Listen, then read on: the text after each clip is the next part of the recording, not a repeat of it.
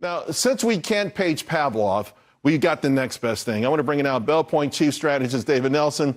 David, I need your help, right? Because I thought last week's action was convincing. Personally, that Tuesday session, that intraday reversal, I loved it.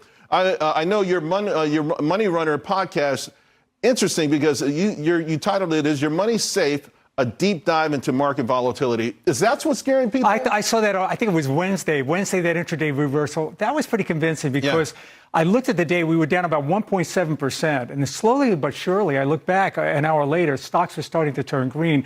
And I started to look at the volume. And a lot of these names, the volume above their 20-day moving average was 100%.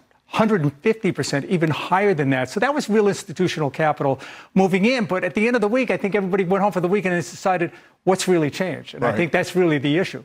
I mean, and we still are range bound, right? Until we take out the highs, aren't we considered to be range bound still? Look, we're only 1%, I think, or somewhere close to that from an all-time high. So could it happen? It could.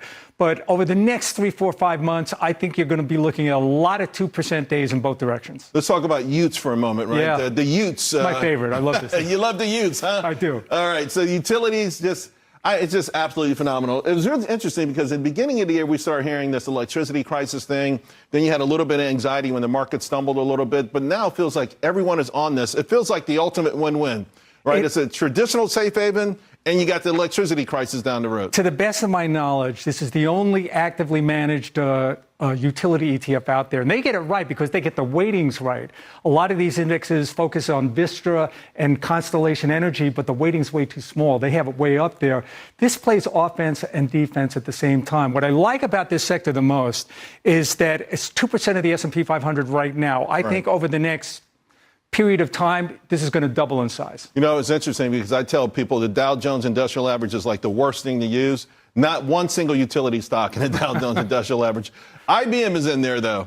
IBM's coming on really nice. I mean, anytime you see these gaps, they're great, but you had also the gap down. So what's the deal? It is really breaking out. I know a lot of people think that maybe there'll be a player in the AI world. Will they? I think they're making the right partnerships, SAP, Oracle, NVIDIA, and others. And it's odd for me to even be here talking about them. I've written so many negative articles over the last decade on IBM. This was the company that invented financial engineering. Right. But that management's gone. Right. They've shedded some of their cyclical businesses. So they spent like, what, 20, 30 billion on buybacks? Something. It was ridiculous. It was crazy number. They sacrificed their growth. They don't do that anymore. Right. That's gone. That management is gone. They're doing all the right moves. They're focused on software and consulting, and they got rid of some of the legacy businesses within there.